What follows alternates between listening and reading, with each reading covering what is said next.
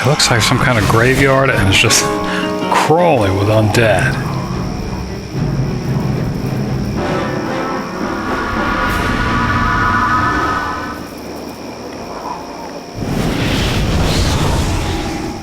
But, yeah, I'm not sure that I'm going to be able to really do anything from up here. I'm not sure where... Bones and the spider went. Oh, man. They're going around.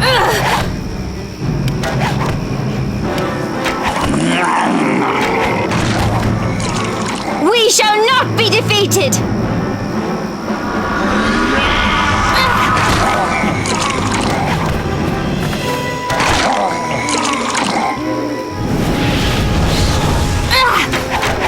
But at the least, I think we discover where the graveyard is. She's looking for that. I think it was a mausoleum for the Arcane brother.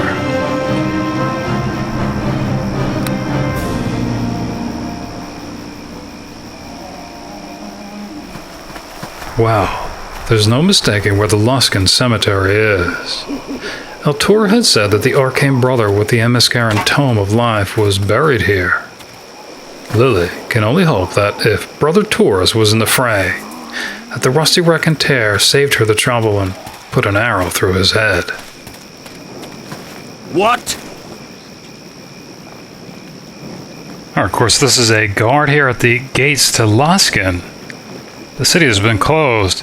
Best be turning back, traveler. Luskan gates are closed. Of course, you knew that, but would like to hear, I guess, the official word on why. To make certain that the plague in Neverwinter doesn't spread to Luskan, madam. Can't be too careful. Of course, the plague's been cured. Ha! Whether you speak the truth or not, we'd not so easily open up our doors. We're many things, but gullible isn't one of them. Aside from that, there's simply too many internal problems facing Luskan at the moment. You'd be better off turning around and going back once you came. Yeah, what problems are those? Listen, why are you continuing down this line of questioning? Luskan isn't a safe city. There's plague looming all around us. Need you more information than that? Rest assured, things will return to normal sooner or later. The gates will be open and you may enter into Luskan then. Oh, perhaps the Inquisitor General can offer her expertise. I doubt that, madam. Come back later when the problem is cleared. Perhaps a bribe. I don't even think she has 100 gold. And get into all sorts of trouble with the sergeant. No thanks, madam. The gate's being too closely watched. Best you come back when this is all sorted out. Internal problems. She's surprised a simple city guard could resist 100 coins. Lilly touches an eagle's feather to her nose, wondering if perhaps the other baboon is less scrupulous. And more forthcoming. What? Yeah, I think she's going to see if she can figure out what this internal problem was. The other guard wouldn't divulge.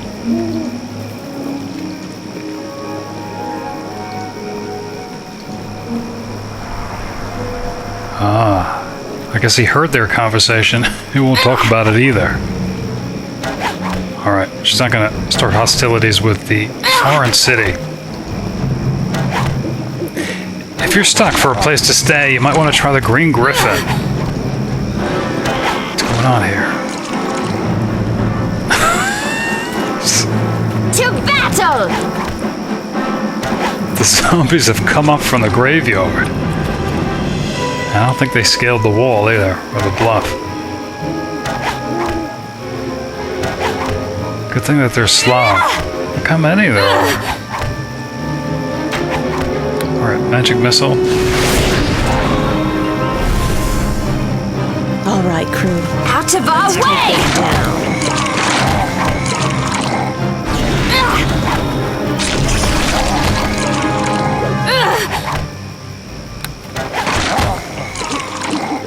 I thought she was fighting some, stray animal.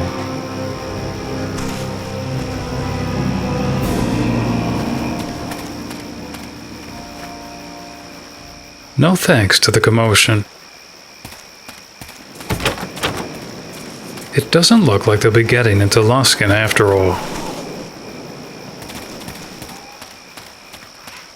The only other artifact worthy of a cult she can think of is Lloth, the Eye of the Beholder, not to be confused with the Wheel of Stars necklace. Lloth was a massive beholder, nicknamed Many Eyes, destroyed by the Drow. Legends say Menzoberra the Kinless, founder of Viconia's home undercity and priestess of Lloth, plunged her fist within his carapace and withdrew its still pulsing inner eye, and in an unholy rite petrified the organ in amber, had it magically reduced and mounted on an adamantine torque, which she wore around her neck until her death. It was actually last reported with a dancer, Tamrathara Teles, the Grey Veil, who many now think was a drow priestess in disguise. The Green Griffon Inn. It looks and smells pretty much as she expected, except much more crowded. Almost as many mercenaries as at the Trade of Blades, mingling with nobles, guards, and a rather homely barmaid. What can I get you? Alright, here's the waitress at the Green Griffon.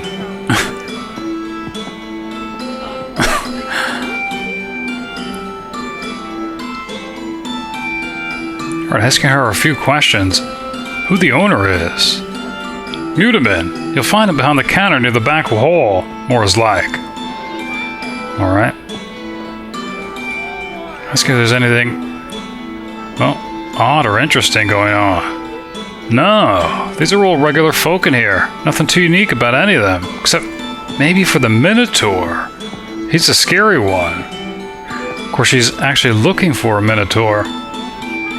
Northwards, one of the Bulwark prison escapees. A short time ago, a Minotaur arrived during the night and demanded a room. His name was Gore or Zar or something like that. Yeah, certainly sounds like him. I think his name was Zor. He's been holed up in a room upstairs. He only unlocks the door to take food and ale. A lot of food and ale. I don't know what he's hiding from. Seems to be having a good time getting drunk regardless. Alright. And it certainly does seem awfully crowded.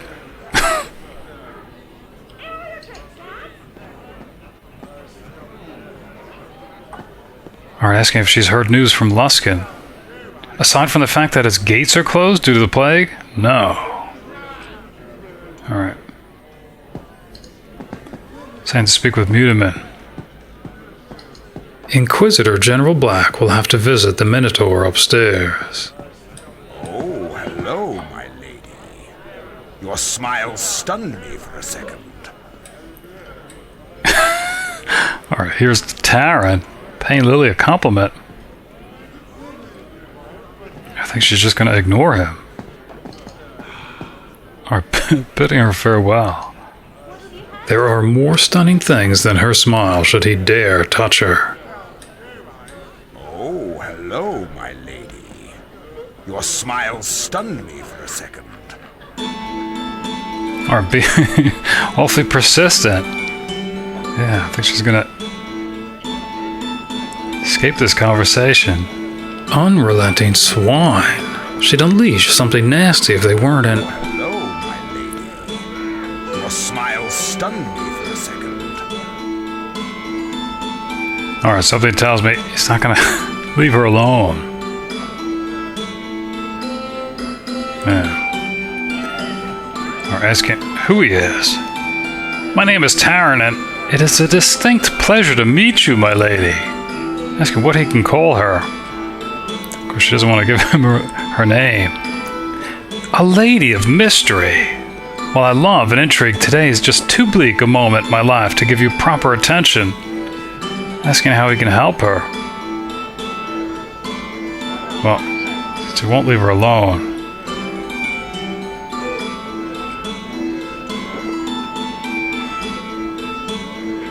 or asking if he's heard any odd rumors. I know little of that, and my mind dwells on other dark subjects. I'm ashamed. I was supposed to bring my little brother Neva into town to buy him a birthday present for his 10th birthday. He was so excited he kept running ahead of me. He ran over a hill when all of a sudden I heard him scream. I ran as fast as I could to the top of the hill, but as I got close I could hear men's voices. Being alone, I dropped to the ground and peeked over the crest of the hill. Neva was surrounded by a group of thugs. They picked him up and carried him off, laughing to themselves.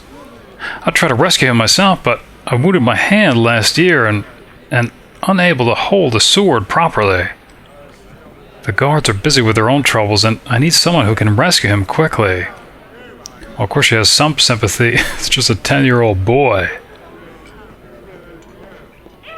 Asking what if he's offering anything for his rescue. 300 gold. For his baby brother. Of course, she has less than 100, I think, so she's interested. Asking, why they think they took him in the first place. What would they be interested in a 10-year-old boy for? I imagine it's because he had his birthday money in his purse. 10 gold pieces. That is a lot, so the bandits probably figured he was from a wealthy home. They wanted to ransom him. Or asking where they took him. I quietly followed them to a camp near some standing stones in the hills just outside of Charwood. Alright.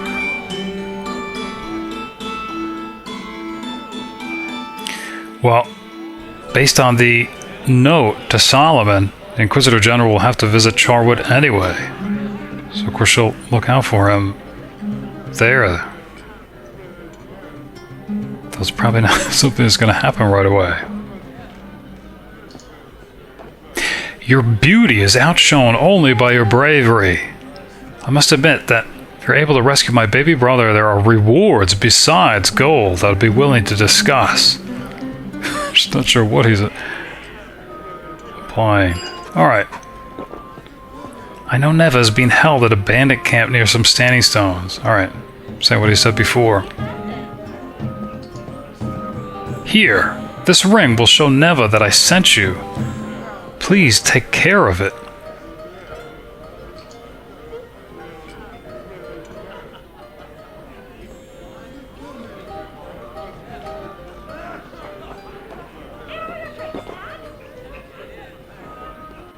Yeah, I think she's going to ask if he's willing to offer an advance. Obviously, I've hired the right woman for the job. You should be well prepared with 100 gold. Lilly will certainly help a little boy of only 10 summers if able, but she almost doubts the story is true.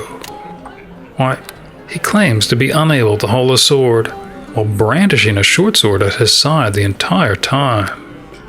And he claims to have a ring she'll need to show Neva to gain his trust, yet he somehow forgets to give her this crucial token.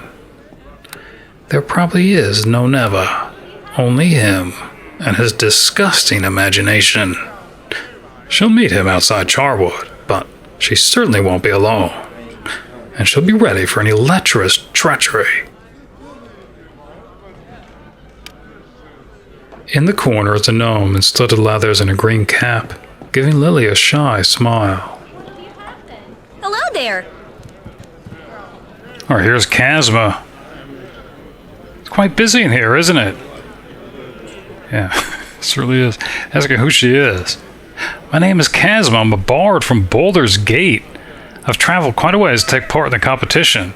It's quite exciting. Of course, Sharwn had mentioned this competition. Yeah, that is a ways away. It is, but there's nothing like this in Baldur's Gate. Asking more about the competition. Yeah, Mutamin's putting on a show. Adventurers like me will be trying to get through the dungeon beneath this inn. It's filled with terrible traps and monsters, I hear. And the first person to make it through gets the reward. And a bit of fame, too. It's all very secretive, I understand. The noblemen are here because they like a good scandal and love to watch violence. It should make for a good story. Alright, saying that Lilly should speak with Mutamin if she's interested. Of course she is. Mutamin's prize must be grand indeed. For little Kasma to come all the way up from Baldur's Gate. That's almost a month's ride. No doubt the winner gets rich, just as the Blacklake Bard had said. Lilly surveys the rest of the common room, though there doesn't appear to be any other patron she'd want to meet. Except one. Though covered with unsightly battle scars, she has a personal guard, and, well, could be important. I'm not in the mood for talk right now. Perhaps later. Lilly can't tell if she's a contestant or one of the more wealthy spectators. Mutamin, the innkeeper and host of the contest, not to be confused with gnomish gardeners of the same name. Welcome to the Green Griffon Inn, friend. Something I can get you. Of course, this is the owner, Mutamin. Asking for any news. I don't know if you've heard, friend, but the gates to Luskan are closed up. Of course, she discovered that firsthand. Yeah, I think she has questions about this competition. So someone told you about it, did they? Blasted fools. If word keeps spreading about the contest, I'll have the militia on my head in no time. Nevertheless, you know, and that's that. Asking if Lilly's interested in taking part. She is. Yeah. Probably like to know more about it. There's 2 doors in the back hall just behind me. The right one's locked up tight and leads down into the basement, where I've rigged up a dungeon. Costs you 500 gold pieces to enter. You don't pay me though, I just give you a key. Jeru will explain things more down there. You can pay him. First one to get through alive past all the traps and critters I've managed to get down there wins. It's that simple. Don't kid yourself though, it's bloody dangerous. If you go down, chances are you won't come out. And that's the reason for all the secrecy. You're free to come back out any time and try again, but of course someone might make it through first if you take too long. Yeah, asking what the reward is must be pretty large if it's a 500 gold entrance fee. Half my wealth, which is considerable, and I've come off a long and prosperous adventuring career. Well, in that case she is interested, but she's gonna have to raise 500 coin first. I was giving her a key for the back door, wishing her good luck. 500 gold. She wonders if it could be a hoax. Doubtful, as this isn't the first one he's hosted. She only hopes it's not his last, before he mysteriously disappears with everyone's fee. At worst, it's half the entry fees, which would make it over 1,000 coin at least by the looks of it.